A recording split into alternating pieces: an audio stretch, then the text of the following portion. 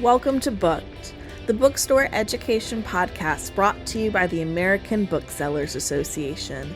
In this episode, we'll be listening to Small Data, Big Impact, Key Performance Indicators for Financial Stability, a session that was presented at Winter Institute 2025 in Denver, Colorado. Good morning. Welcome. How's everybody doing this morning? Yeah. Data. Yes. You're in a room with your people.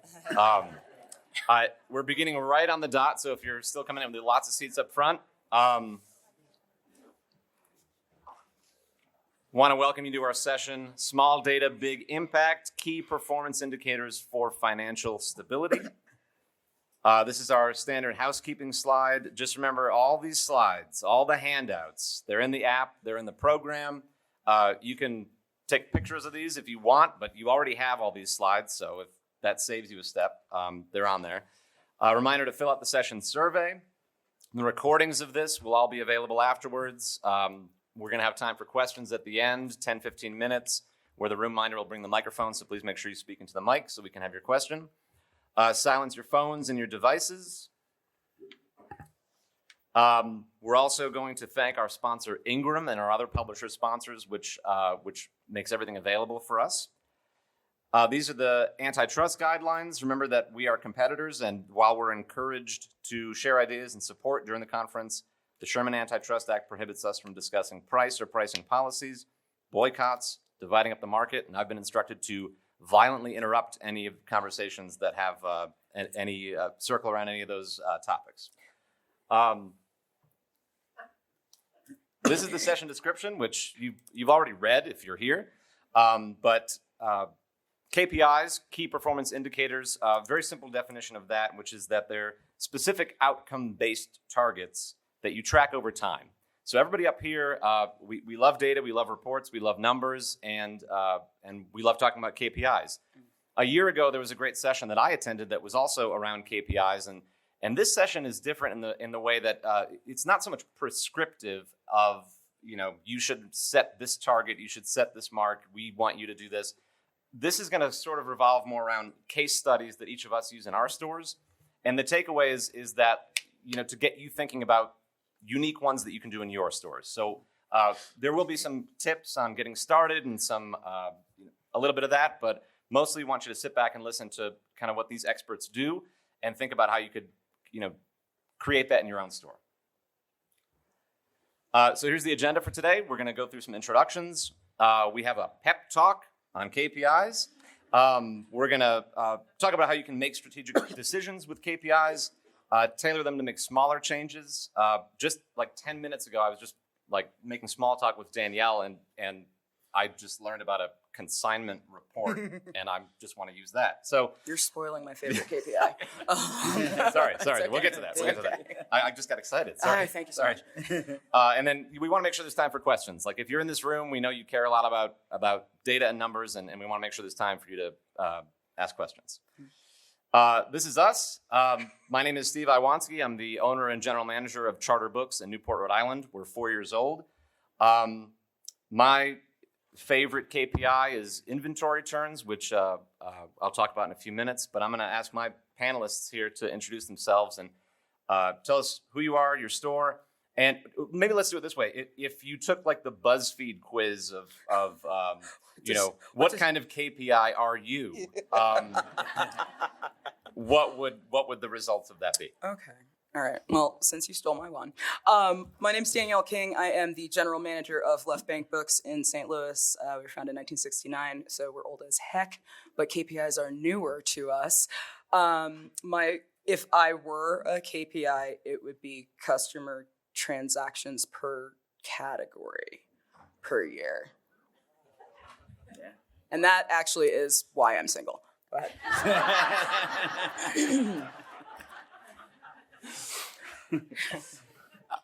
My name is P.K. Sindwani, and I'm the CFO of American Booksellers Association. But before joining ABA, I had a bookstore for 29 years. And during those 29 years, I expanded my store 3 times. and added cafe, and then later on converted to wine bar. All along the way, there was, I used Abacus to guide me. Am I ready for the next step? And what does it take? But my favorite KPI was inventory turnover. I can't say one, but selling per square feet is one. Inventory turnover, and there are many others. And most of them, all of them are available on Abacus report. Mm-hmm. So we'll talk more about that. Pass it on. My name's Emma Snyder, and my bookstore is the Ivy Bookshop and Bird in Hand Coffee and Books in Baltimore. The Ivy's been around for 23 years. I've been the owner for 7. Bird in Hand's been around for 8 years, and again, I've been the owner for 7. If I were a KPI, I think I'd be turns by department, specifically looking at the smallest departments and how to sort of what they're actually doing for the store. Thank you, guys. All right, it's time. I'm going to, in all seriousness, I'm going to share with you something about KPIs that fills me with a lot of pep, which is the idea that many of you may remember this. A few years ago, Amazon decided to open dozens of brick and mortar retail stores nationwide. Do y'all remember this? Okay. They were terrible at it.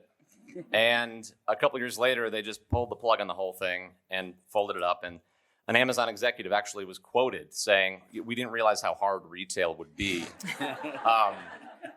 And they moved on, right? This is our competitor, a company so big that they can open dozens of brick and mortar stores, watch it fail, and just sail on and make billions and billions more dollars. And to them, that experiment was the equivalent to us, like replacing a light bulb. Like that's how it showed up on their balance sheet. So this is what I'm saying. We all have to be smarter with our data than Amazon is, because they can afford to fall on their face and make billion-dollar mistakes and have it be a drop in the bucket. For us, we can't afford to make mistakes like that. And so when it comes to data and KPIs, we actually have to be smarter than the Silicon Valley folks. We have to be better at this. And it reminds me of, do you remember the Michael Lewis book Moneyball or the Brad Pitt movie? Okay, I always come back to this, which is like, the Oakland Athletics were the most cash-strapped team in the majors. And they found a market inefficiency, exploited it, and became competitive with the New York Yankees, which were hundreds of millions of dollars richer than them. We're the Oakland Athletics here. We have to find that, data. Yeah. All right, Sacramento A's now? Yeah. Too soon? Sorry. You're okay. All right. What I'm saying, and I'm going to cede the floor here in a second, but this is honestly what gets me motivated, because we have to be the money ball here. We have to find those strange things in the data, exploit them, and turn a disadvantage into an advantage. So that's my pep talk. This is a lovely sermon on KPIs. Actually, I actually really love that.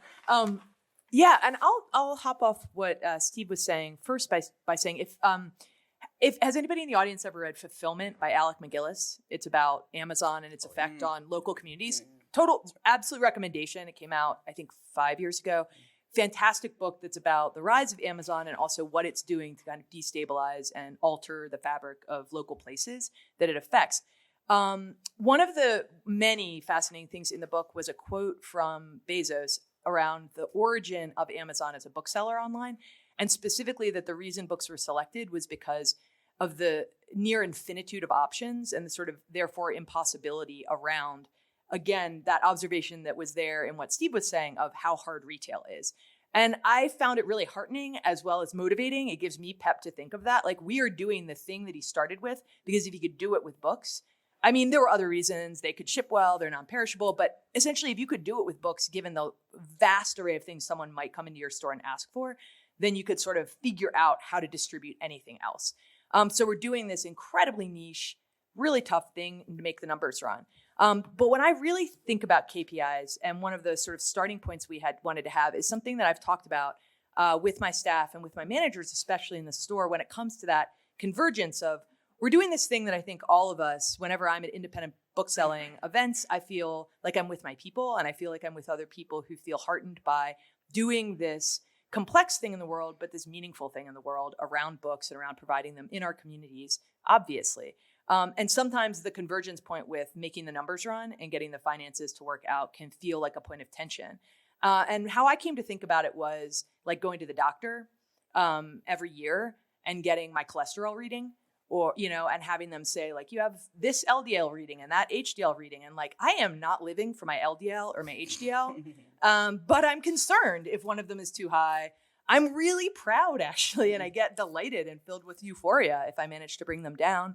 And that when we think about finances in the store, it's not the reason we're doing it, but it is a fundamental and vital thing that we have to think about, and that we want to find a way to have a really good emotional relationship with, thinking about.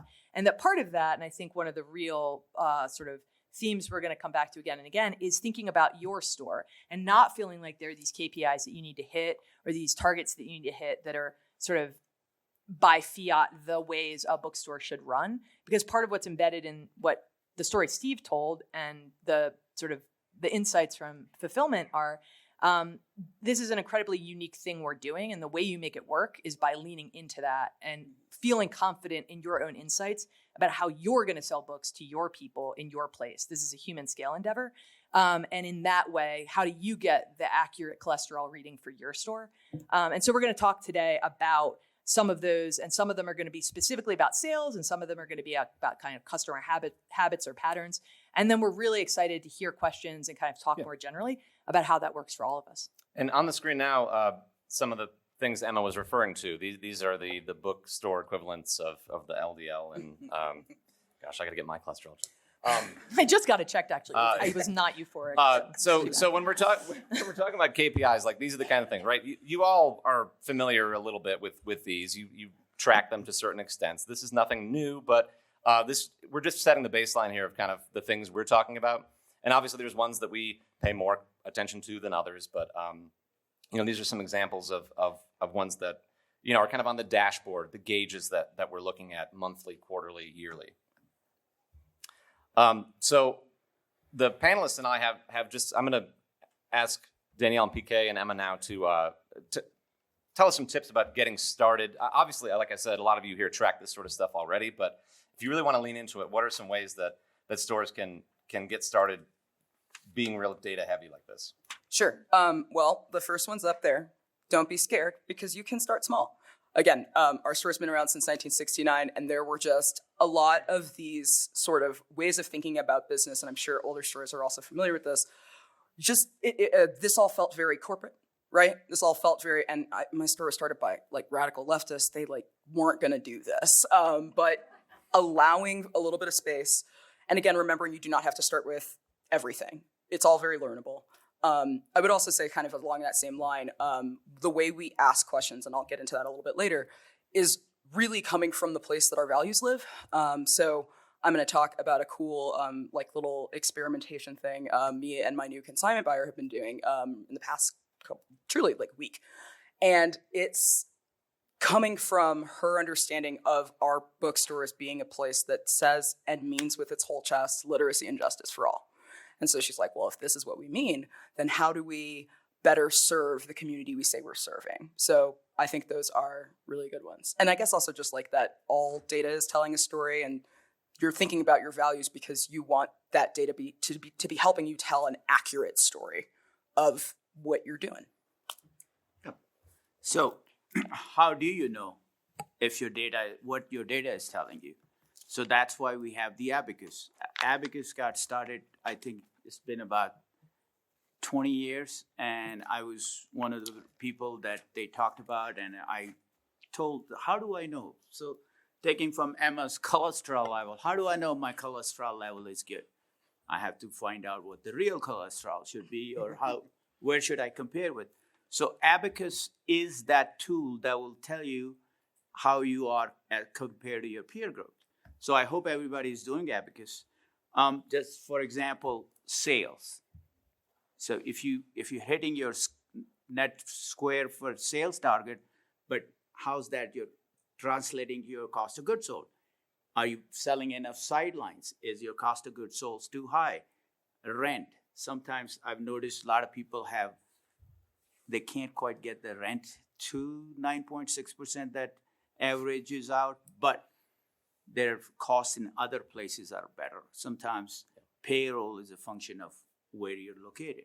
So if your rent is a little high, hopefully your payroll will be a little lower. So there are many things you can do to make sure that overall you are staying within the range. Right, and so Abacus is, just a huge set of KPIs, but I'll ask all of you, what are some ways to take those numbers and leverage them into what Danielle was saying of, figuring out what you want to do, have a goal, and use the data to get to that goal? What are some examples of things that stores could do to take a piece of data and make something happen in the real world?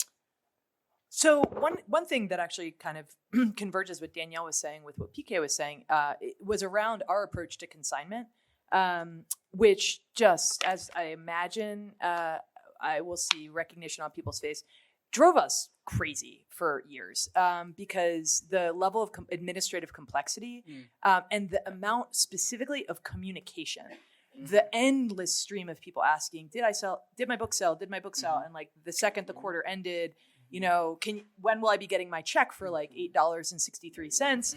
And the sheer processing volume of that.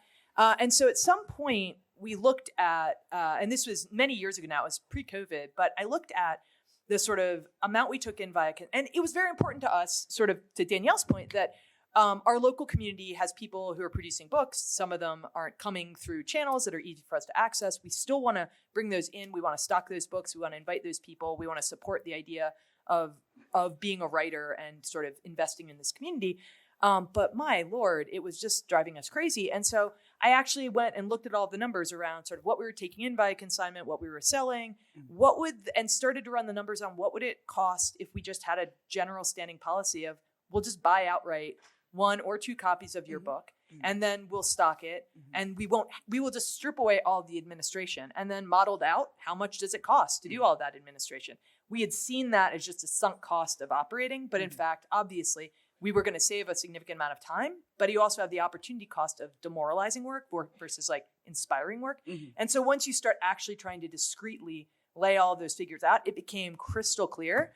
The cost of buying X number of books over the course of the year, which meant that on a weekly basis, we could respond to X number of people, was cheaper than administering a consignment system that also gave us this liability this supposed asset, but there was essentially a liability that was sitting on our balance sheet. Yeah, it's their property in your store. Exactly. And what if there's damage? And what if, and again, really it was the labor that was actually involved in it that we had stopped seeing over time. So once we began to sort of analyze that and lay it all out, I was like, let's just convert. Unbelievable liberation. Just fantastic policy. The only problem now is that it's starting to be like, because we have a reputation of doing that, more people, and some of it, you get to space management, but you can discount the books, you can donate the books, you can do whatever you want with the books once they're your property and they're not someone else's property on your site. And it seemed counterintuitive. It's like, let's just mark these dollars from the beginning rather than managing their existence in other ways within our store. But it was that sort of convergence of looking at the kind of data that Abacus was facilitating us to look at and saying, how do we solve this thing that kind of bedevils us? And as far as like other ways of getting kind of started with them, I will say, and I think I remember from our first call, we were all like, no, this is definitely true. Pulling data and analyzing data are 2 separate tasks. 2, if possible, I know for smaller shops this is an impossibility, but if possible, 2 people should maybe be involved in that. That's going back to like being a social scientist for years, and we would always talk about separating the process of data collection and data analysis, and you kind of want to put a little time between those 2 things. If for no other reason than like as cool as data is and as much as some of us love numbers, our brains are not that great at holding that much information next to each other, and allowing for that separation actually provides a tremendous amount of clarity. So you're saying delegate the pulling of the data so that you get to play with it. That is absolutely a way of doing it. Yes. Yes. Yeah, I'd say that's great. And I, not to turn this whole thing into a commercial for Abacus, but I mean, which is It valuable. Yeah, it is. Only $15.99. No, Call now. No, Yes. it's free. It's free. Yes, it is free. Okay. But like when I was starting my store, like just starting it from scratch, we have this great tool where you can negotiate. I got a bank loan out of using Abacus data to show that like if we do this, the store can be profitable and we can pay off our loan. Like there's this data out there to show. And there's other industries that just don't have a tool like this. So, the banks or the lenders were just shocked that I had this kind of data as just some guy who wanted to start a bookstore. And then like a couple of years ago, I renegotiated a new rate with my credit card processor because I was like, you're charging me 2% higher than what is clearly our industry standard. You need to bring this down or we're going to another. And they did. And you know what they do is over the year, they just slowly creep it back up. But anyway, okay. So yes, the data points that you can use to negotiate. So now we're going to get into a little bit of how we, make kind of larger strategic decisions using KPIs. So this is sort of the case study part of the session. So I'm going first with my inventory turns. If you're in this session, you probably are familiar with turns already, but just to again set the definition, it's how many times the inventory has sold and been replaced over a specific period. And the formula is, inventory turns equals your cost of goods sold divided by the average value of your inventory, right? So here's the ways that we use inventory. I'm obsessed with this number. To get back to baseball for a second, to me, it's like the statistic WAR, which is wins above replacement player, which is this weird, complicated stat that was developed about 20 years ago. But it's like, you can really quantify it in a way and stretch the data as much as you want and still get kind of this baseline number. So I'm going to show you a report that I run every year. And I share this with the staff at our annual meeting in January. And what you're looking at here is inventory turns by section. And again, if you want a template of this, I can send it to you. But the idea is not for you to like copy this. I'm just showing you kind of how we use this. So what happens at our annual meeting is I pull this out. This is all our data from 2024 on certain sections. And we lay it out there, and like for an hour, the staff, we just kind of talk about the numbers, like which sections fell off a cliff last year, what happened, which sections skyrocketed. We look at the best sellers and we say, like, we had one event that drove that one up. The one that I really like here that I added this year is weight. And what that column is the percentage of the total inventory that section takes up, right? So like that can give you some perspective of, wow, foreign language kids books did really, it's only 0.4% of our inventory. So in one like report, you get this great kind of snapshot of how each section is doing. And so this has allowed us to make decisions like, we need to have a bigger military history section. We need to contract comics and graphic novels. Foreign language, young adult is not doing well, but we want to have that anyway. So like, this is our example of how we kind of fine tune our store in the winter to get ready for, experimenting and for when the crowds come in the summer and how that data plays out. So that's how we do inventory turns. And then real quick, this is a monthly budget sales dashboard that we use. And like Danielle was saying, I'm going real fast through this, so you have these slides, and I can send this to you if you want. But this is something where the staff can help enter the data of like updating it each day, and it's slowly generating kind of reports about how we are on pace for our sales for the year. So this is a little more wonky than kind of what we're talking about today, but I wanted to include it to show kind of how you can pull data, enter it, and start to get some things you can take action on. So next, we're going to move on to, I think, Emma. Yeah, this is Ivy Bookshop. You had an interesting way of looking at this of addressing irritants in your store. I mean, we've already covered consignment, so you don't need to talk about consignment. I'm going to seem like I'm not as irritable as I may present myself as. It's sort of like we talked about at the beginning, like there's something you want to accomplish. How do you use data to achieve your dreams? No, absolutely. And I also just wanted to double down on what Danielle and then Steve were sort of highlighting, which is the process of getting the data and then the process of analyzing the data and coming up with just as quick and systematic ways as possible, which this to some extent is going to speak to get to not feel like you're doing the two things sort of simultaneously. Like once a month, you're going to think about data.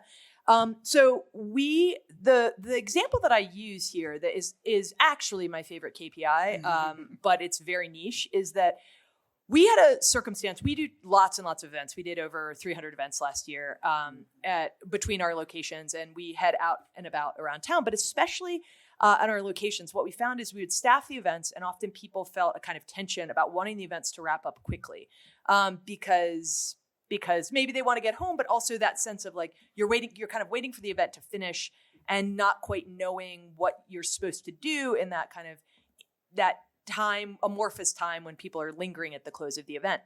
And this came up as a recurrent thing. And I noticed it sometimes when I was there of staff seeming a little bit anxious in a way that almost seemed to encourage people to leave. Right. And so we sat and talked about it. And I said, when we think about who we are, to get back to that question of essential values, like, are we a place where we want people to rush out, or are we a place where we want people to linger and have conversations and sort of luxuriate in the experience that we're providing? And across the board, people want to be a place, want us think of ourselves as that. That's what we are all day. So it seemed odd that we were then hosting these events and kind of hurrying them out. And so we thought about it and said, well, what if we create a KPI and we have an events dashboard essentially where people are entering data at each event. And we have a KPI that's how long can we get people to linger?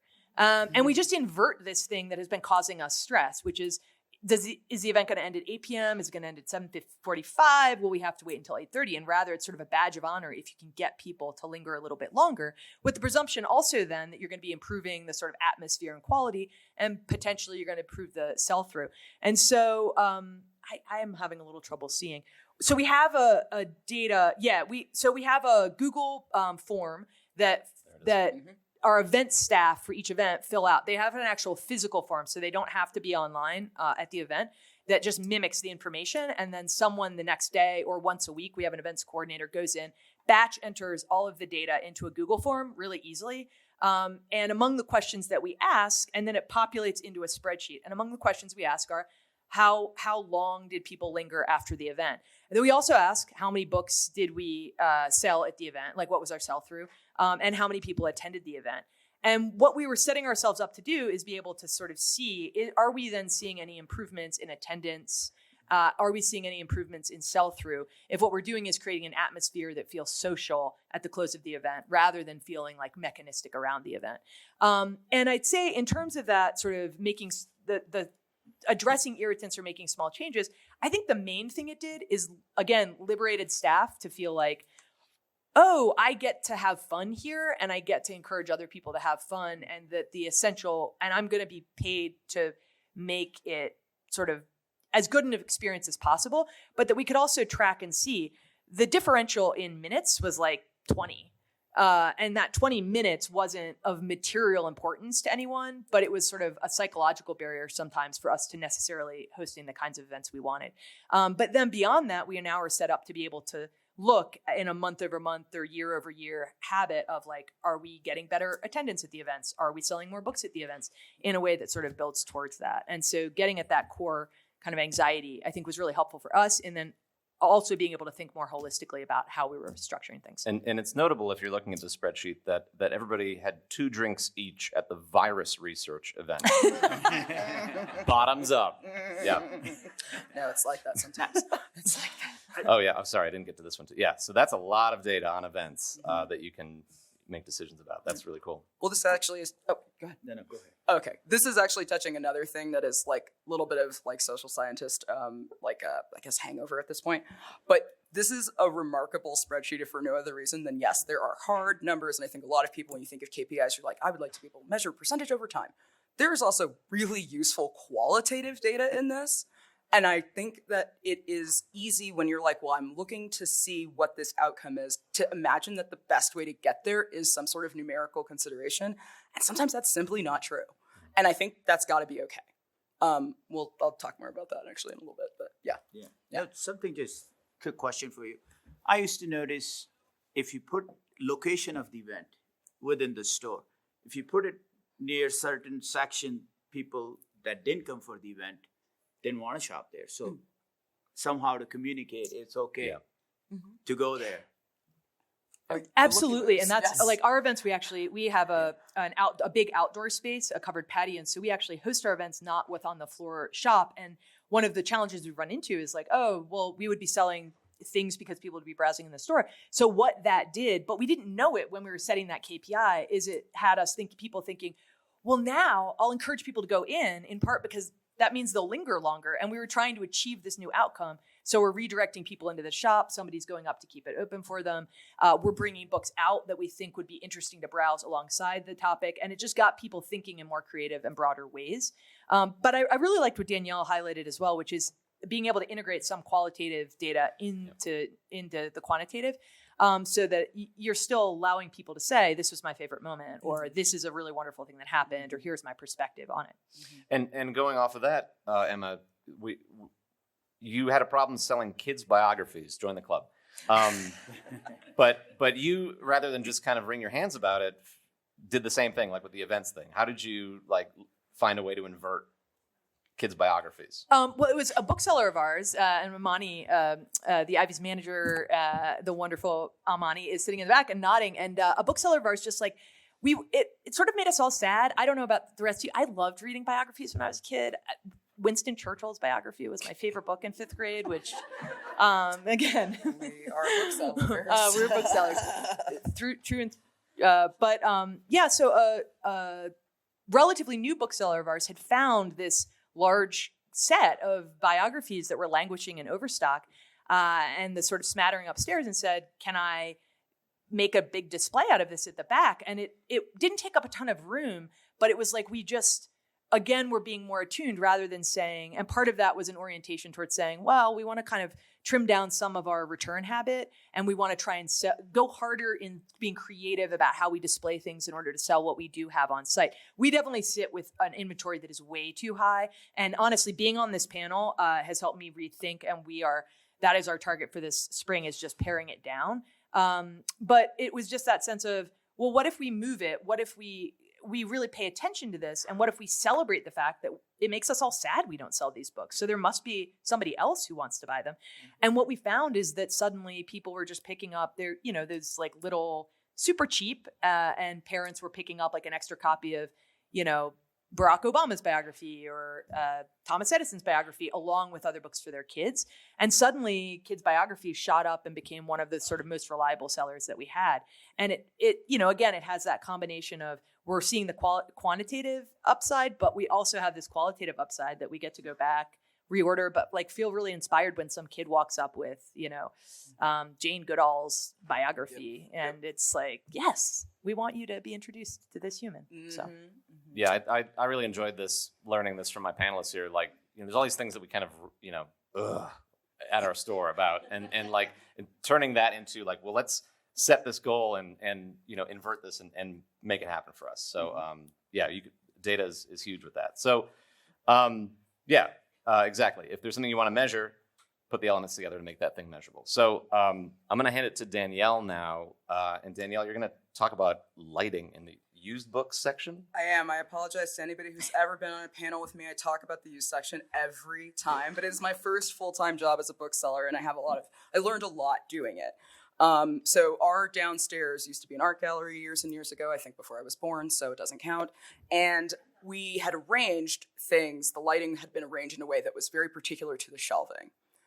One of the things that I noticed after we had a flood a couple of years ago and had to pull everything out was an opportunity, right? I was like, okay, so a thing I've noticed anecdotally to this point of paying attention to qualitative data points is that I have plenty of customers, differently abled folks, just all kinds of just mobility issues, getting all the way down our stairs, coming to see our section, poking their head around the corner, seeing that it looked packed, and going back upstairs. This would have been right after I got an office, and so our office door is right at the 6 or 7 feet away from that. And walking through that door and seeing people turn away from my section, I was like, no. So I did probably actually make that noise. So when we got the opportunity to do a different thing, we arranged it rather than all of these sort of chunked up sections in kind of a more linear fashion. So now it's a big loop that you can go through, and I can fit twice as many people down there. It would be hard for me to run a report in Booklog to prove that, except I can kind of because the sales went up. But I know what I did that was different, and I had a conversation with my other used buyer about it. We talked about it for a really long time. The other thing I often say also about used inventory, again, this is how I learned a lot of the nuts and bolts of book selling. If you have a used book section, please put it in your inventory POS. Please, please, please. Because how else can you know that you could sell more philosophy? How would you know? This was a sort of like little fight I had with the outgoing used buyer. I was like, so I think we should start importing it. He was like, that seems hard. And I was like, that's okay. You're about to retire. I have energy. I will do it. And we'd started the process of it, but just not everything was complete. And once we did, we started running monthly sales reports. And now we get to my favorite KPI, which is customer transactions per category. One of the things I figured out really quickly when we started running those reports and having solid data behind them was, I have some customers who come and exclusively shop in this section. A lot of those customers are also where I am getting a lot of my used books from because we digitize and keep records of the intake. Used books are brought to us by our customers for store credit. So it just really was lovely to be able to say, this like philosophy section has always really sucked. It could be better though, and I actually have a market for that. Let me go ahead and feed that market, right? It was wonderful, and I was given a lot of given a lot of space to figure out a lot of things, and so I kind of start all of my learning from that sort of segment. But I also, go ahead. Well, I was going to ask, one of the things that fascinated me about what you do, we both use Booklog, and so we started getting really nerdy about using Booklog reports, was that, you and probably a lot of you do this too, but in your POS, it's sort of like by location in the store. So you can actually see like geographically in the store which sections are performing. And I wanted to just follow that up with, I marvel at you because you don't just accept what the POS system gives you. I think the phrase you used was you MacGyver together other. Can you explain what you do with that? Because if you don't use Booklog, I'm sure you can do the same with your own POS system. But does the same. Yes. Yeah. So what does that mean? So that actually is a great segue. Oh man, hype man Steve. That is a great segue into my little like anecdote about consignments. Whenever we have staff meetings, people kind of mutter to themselves, "Oh dear God, it's story time with Danielle." Welcome, it's story time with Danielle. So I really love training. I love training booksellers, and I brought on a new bookseller last year who's fantastic and was just like trying to find ways to get involved. At the time, I had a deeply languishing consignment department, all my empathy, and it was just a really hard job to get people to stick to. The perception about the books and the degree of administrative work, and a lot of the time it was part-timers doing it, it just got really hard to hold somebody in the position. So this person came in full-time, bookseller. We converted her after I badgered her for several months. And she was like, okay, yeah, I'd love to do this consignment thing. And I was like, okay, well, now I have to figure out how to train a consignment buyer. Okay. And we sat down truly last week, and we're going through some of the like intake procedures around that. And kind of getting back a little bit to that notion of like qualitative assessment of what it is that you're doing. She was like, well, I mean, I feel like I just don't know anything about what's happening in this. And I was like, well, we can know. We'll dig down into it. And so we ran a couple of different reports and like held comparisons against each other. And we realized that there are certain sections that consignment books get put into that do really well. Sports. I don't know if you've ever heard of the St. Louis Cardinals. Anybody heard of that little tiny baseball team? Yes. This is just going to be an MLB I want you to know that I have been saying sports ball under my breath every time he has mentioned baseball, because I don't understand baseball. And we get a lot of consignment applications in kids, but we don't get as many in sports, but the one in sports kind of do. We did not have that information until we sat down. We pulled a category transaction report. We pulled a receiving by department report. We pulled a couple of different reports and kind of just like held the data next to each other. And so this is kind of what I mean when I say like, don't be alarmed by like, I want to measure something that I'm having a hard time putting a number on. Or don't be limited by the software. I definitely do. You are not limited by your tools. The CSV export is your friend. Yeah. If you are confused, email me. I will sing its praises to you. But it's like, we pulled a lot of data out and sat it next to each other and realized that the story it was telling about our consignment department was different than the one we've been telling ourselves. And because I love training, and it is just like an excuse for me to give you some of the things that I have to do, she was like, well, what if we did what if we made a specific call to folks for some of these sports consignment books? And I was like, it had never occurred to me to ask people to do things for consignment. They just show up all the time. It never occurred to me to ask. She's like, yeah, and what if we did that? And then she was like, and we can do like a display for some of the ones that are moving a little bit less well. And I bet if we put it down by the used section, just truly my side sermon is like, if you have a bookseller who wants to go and is like willing to get instruction from you and interested in eager information, please let them go. My God. But it was just like so powerful to kind of recognize, again, that story we were telling ourselves is not actually what was happening, but that we had the power to do something about it. And it did. Yeah. Again, there is no such thing as a perfect anything. Your data is never going to be perfect. There are all kinds of consignment records that go back way further than our POS. But, and bless us, we don't throw away paper. It's fine. It's fine. But she had time and space and went digging through that stuff. And it's been such a really like powerful motivator for her. The success she's having with that department, again, it's been a week, but she's excited, and that counts as success right now. But like that's been inspiring to other folks. And I see people just in that week, like taking little other steps up because like Callie won't shut up about how dope consignments is. And that's amazing. So I get very like starry-eyed when I think about it. But yeah. But that's a good transition into kind of our final little segment here, which is it's not just about you sitting in a room with a computer like tinkering with numbers. Like this data is part of the whole operation of the store day to day, and it can be a motivator for the staff. I already talked about kind of how we use inventory turns to get input from everybody on how we should do the sections. Another thing we do, just a tiny example, is like, I have these big numbers of what our sales goal is for the year. We want to grow by 8%. Well, how much money is that? And then divide that by 12. And then how much is the average cost of a book? And then it comes down to like, we just need to sell 150 extra books per month to reach this goal. And the whole staff is like, yeah, we got this. Yeah, 150 more books each month this year than last year. That's so doable. And like, taking the data and drilling it down to something really bite-sized like that for everybody. Another thing we did is like we really wanted to get to 3 inventory turns for the calendar year. And it's like high school math. Like the two sides of the equation. And I said, either to get there, we need to have like $250,000 more in sales, or we need to just shrink our inventory by this much. And so by like just taking those two things and kind of getting them closer, we got there. It was like, we're not going to get $250,000 more sales. We have to like get these two together. So that was a motivator for everybody to kind of make that happen. And I will say just one more thing to sort of close that out. That idea of being able to find a thing that this is the whole point of a KPI, right? Like give me a metric to hit, give me a target to hit.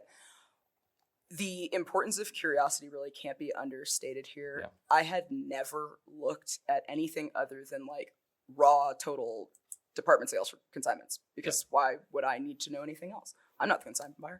But as soon as I did, because I got this opportunity to train somebody, it was tremendous. And I always say in like hiring, a thing I cannot teach is curiosity. But I know I'm looking for it because I'm curious. And so if you are, I hope people have questions about this, and I hope folks have stuff they ask afterwards, but allow your curiosity to be your guide. You will be surprised at where it takes you and the sort of secondary and tertiary benefits to that. Can I just add one thing on curiosity? One of the things is event sales. CSV, like Danielle says, CSV is your friend. Sometimes you do an event, all of a sudden, if it's placed in the same category, all of a sudden category looks very good. So you have to be curious and make sure the data is manipulated the way, tells you what you want to hear, not because your sales was good. Yeah. Because this week you had an extra author's event or something like that. Yeah. Cool. Look at us, right on time. That was Freakonomics for booksellers. And now, yes, so... we've got a mic coming around, I believe. So please raise your hand. Make sure you talk into the mic. Also, thank you all for laughing at my terrible jokes. I really appreciate it. Well, it's not over yet. Is this on? Yes. Okay, my name is Warren Lee, 44th and 3rd bookseller. I've been looking at Abacus year over year. We've been open 7 years, but really looked at it last year because we hired an associate manager, and I wanted to share with her some of the points of interest that we had with regard to store performance. One of the things about this trade is that the average net profit for bookstores per abacus was less than 1%, right? So part of what we're doing in our store is, of course, increasing sales and trying to be more particular about the type of events we do, because those basically are more profitable than selling in the store, because we can do in 2 hours what we do in the store in 2 weeks. So we look at those types of things.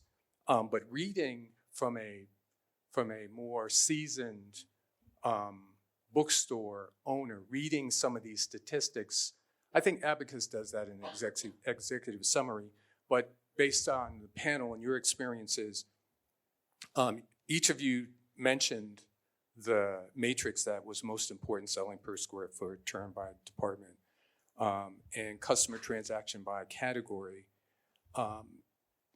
What's most important or interesting to me is customer transaction by category, right? How do you read that? Because we sometimes will look and say, oh, this person came in and bought 6 books, or this person, the transaction was really high.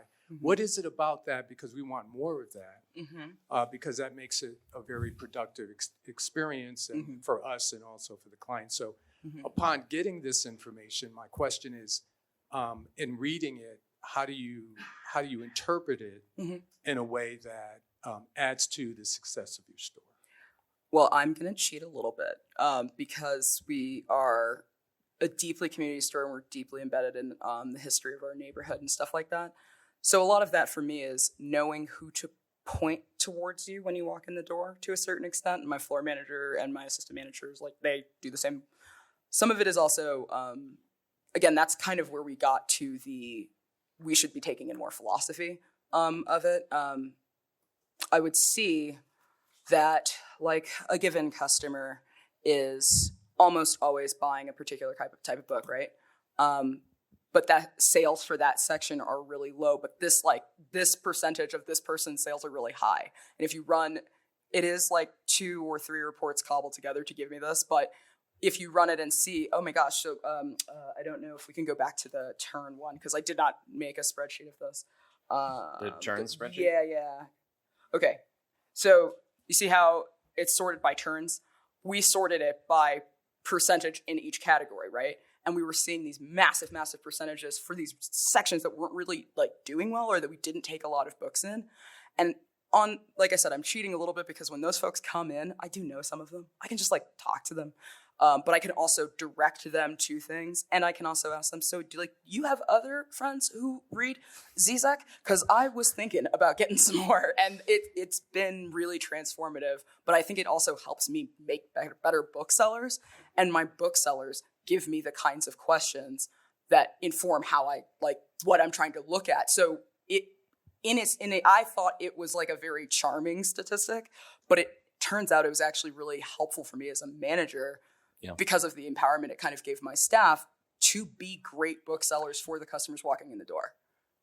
I think that's just such a great way to frame it, because I feel like that idea of like what we want to do is move everybody to get something extra in the store is unrealistic, and it's not, and isn't sensitized to the different sort of realities, like just sort of financial realities of everyone coming into the store, but being able to empower booksellers to feel like it's a positive thing to offer. Somebody isn't coming in necessarily for one book. They're coming in to have an experience with you. And maybe they know the book they want, and maybe they want a recommendation, but also maybe they're going to walk out with 2 or 3 books. And it's not a failure if they don't, but it's really beneficial to the store if they do. And it's even better if it's a really positive experience that leads to the sale of that 2nd or 3rd book, because now they're going to come back. And I think that piece of thinking about this is a long game. A KPI, so one of our stores is a book cafe, and does far more cafe sales than book sales. And so this is not a realistic book metric, but it's like the neighborhood coffee shop. And my manager there came to me and was like, we have an amazing KPI, which is our most consistent customer had 460 transactions this year. which means that he was there like 1.5 times a day, every day. And he was like, I'm pretty sure, and it was anonymized, the information we were getting from our POS, but he was like, we're like certain that we know who it is. And of course you do is the answer to that, because he was here 460 times last year. If you did not notice him, I am a nervous. No, it's like, there are multiple competitors for this, but the greater point I then said was, it's also like, oh, and like, if we could get him to buy a book, every week or every 2 weeks, which to some extent he's already doing, but it's like thinking about that human, what is he using us for, etc. But it's that sort of, yes, I think we're, I was asking a question to her. I really liked your part about the events a lot. But I see one minor error, and I think I'm going to do that, but I'm skipping the survey, and what my staff can do is they can handle an Excel sheet. They just put it straight in the Excel sheet or sheets, whatever, sheets, Google Sheets. Oh, absolutely. And that's where it's like, whatever works best for your store, those are all going to be different. It depends on like if there's a computer accessible or if you're going to have another piece of technology or whatever the case is. Oh. But if you just want to put it straight into the Excel, then I think that'd be fantastic. Hi. So I have always heard that figuring out the number of people who are like actually coming into your store versus the sales that you're having is really important. Do you track that, and how? Because I feel like I can't ask my booksellers to count every person who walks in the door. No. Because I can't. Well, you can. Their devices, like. The point of the session is you always can. Yeah. Accuracy is always. They don't want to count. You can put a buzzer at the door every time. Sometimes it's annoying, but you could limit the speed or the noise, but it can it can click how many times people come in. Do and those how many work? We had a door clicker.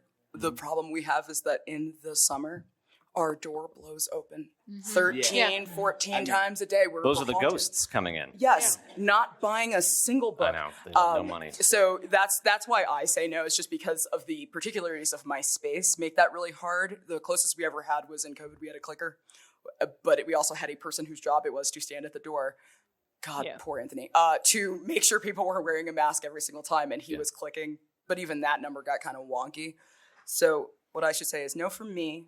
Smarter people may have a different thing. Well, Emma, I have a kind of a batshit insane answer to this, and I've always wanted to do this, and I never will. But this is all right. I'm going to give you an example of the kind of thinking we want you to walk away from the session from. I always thought we have a public restroom.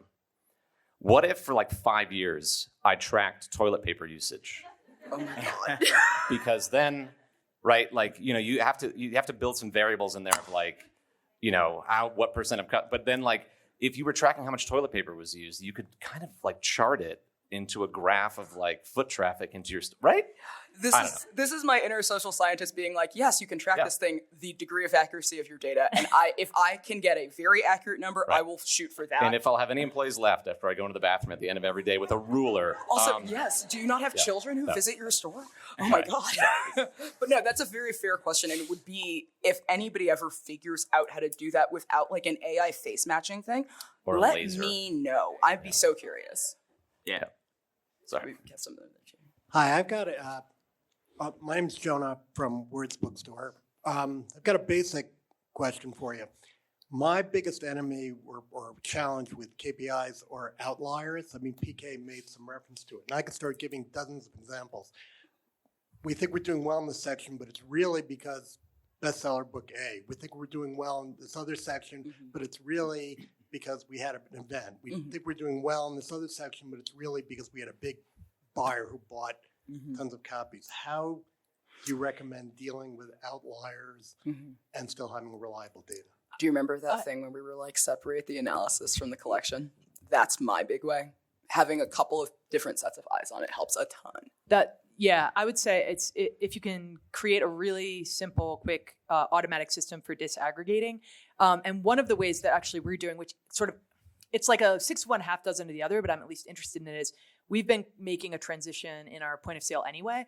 And for various reasons related to like online sales and event sales, we have different processing systems essentially. We use Square for one, we use like a merchant processor for another. There's now like a third thing. And so I realized if we just used the streams that we were getting that we were processing through, it would actually automatically disaggregate the data per essentially online sales as one, off-site sales as one, and retail sales as another. And it was like, oh my God, it's being done for us. And we are actually spending time synthesizing it all into one number where we then have to like disaggregate it out again. So you can think about ways to do that might actually automatically reflect in your accounting or in your bank accounts in a way that would be easy to like data integrate. It's like a possibility, but also you can just have a person track it and then pull it out so that they're subgroups. And then it's a lot easier to analyze, I think. I think particularly with some of the qualitative sort of data points you're getting, like, customer experience stuff. And it's good to have someone else looking at it too, so that what you think you saw, that you did because they saw it too. One thing I quickly mention is most sales point of sale system have like you can bestseller, you could put it in another department, or house charge will tell you that this book was sold to customer, or you could put things in miscellaneous or have a separate category. So there are many ways POS can help in that.